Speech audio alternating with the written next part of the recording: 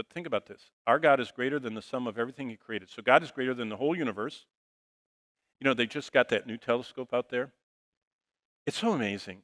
Science. I love science. In fact, I had a MIT scholarship to work on data transmission over lasers, and I turned it down to go to Bob Jones University, and I'm so thankful. But if I'd have stayed in the data transmission on lasers way back in the 70s, what they're finding there is unbelievable. They started mapping the universe. The British were leading. They decided they're going to map the entire universe from every point on Earth so that we get a complete 360, complete map of the universe. And they assigned all these astronomers, and they mapped the whole universe. Then they started, everything has a quadrant. Now every part of the universe is named, all the quadrant. And then they assigned higher learning to go into each quadrant and learn all they can. And when they learned, you can see all this, by the way, at the Creation Museum, Ken Ham's place. Their planetarium does this. When they assigned the square, like to Caltech Berkeley, that was their square, they started examining it. What they found that they thought were stars in their square, many of them weren't stars, they were galaxies. And what they thought were galaxies in their quadrant, when they studied it more closely, they found out they were clusters of galaxies. In other words, what they said is, there's so much out there. They don't understand, they can't even number, Our God is greater than all the universe, the earth that we know a little bit about, and the entire spiritual world I'm just talking to you about. So basically, why does all this matter? Well, what can demons do? They're supernatural creatures. Well, here's what they can do. We see it in verse 3. When God allows them to, they can become predators.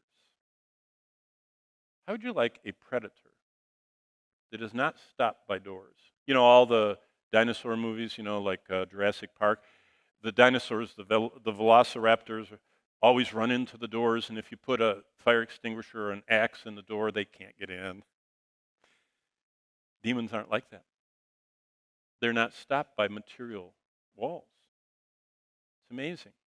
The locusts are demonic creatures that John struggles to describe as you read it this week. He has to use the word like 9 times. That means, like, I don't know how to describe it. It's just blowing his circuits. Like scorpions, they can paralyze victims with pain, like real scorpions, that can cause foaming at the mouth, grinding of the teeth because of the venom. Like those real locusts on earth that have a 5-month lifespan from May to September, God limits this judgment to only 5 months. Now notice, no one dies from these predators. For 5 months, you just can't get away from the wrath of God that you feel, like this horrible sting. But then the real destroyer is unleashed. That's the preview of hell. That's why we have chapter 9. Chapter 9 is God giving humanity a preview of hell while the 144,000 are out trying to lead everybody to the Lord just before the 2 witnesses come and the gospel angel. God is not willing that any should perish. He says, I want to get your attention. What was I supposed to announce? I forgot. What's your name? Carson, my friend, just reminded me. I saw you, that little smile you gave me. That the study guide says you have to pick 10 chapters from between 6 to 22. That's a mistake. For years, I only taught Revelation 6 to 22, and Dr. Davis taught 1 to 5.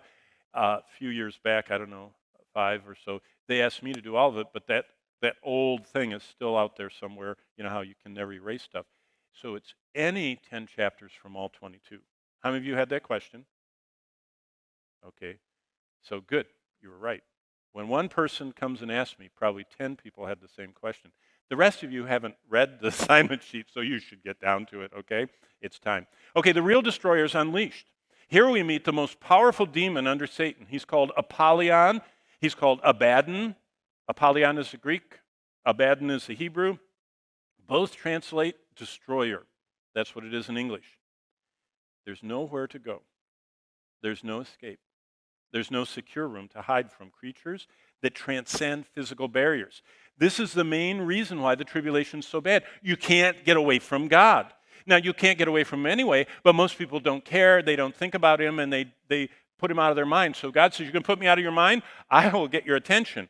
I'm going to send these things that can go through walls and into your safe room. You know, during the Ukrainian war, it says all the oligarchs, the billionaire Russians are all going to their safe rooms and their bomb shelters and everything because they want to be safe. You can't hide when God lets these demons out. Think of all those bound demons in the pit being turned loose in addition to the ones that are already running all over the earth. And as if these hordes are not bad enough, out of the smoke from the pit, look at verse 11. I mean, you talk about this would make a great movie, you know.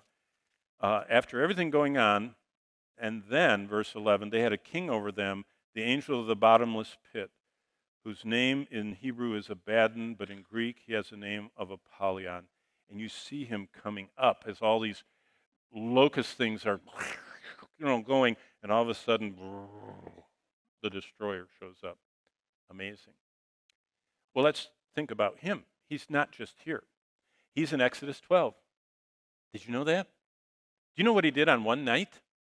Have you ever thought about what the Passover event was?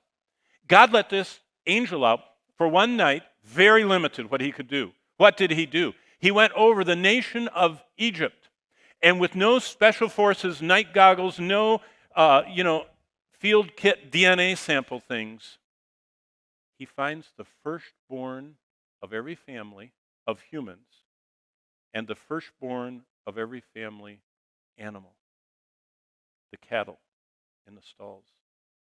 He's able to cover, one angel covers the entire nation of Egypt in one night, finding the firstborn male child in every family. And in their bed, they die. No one else does.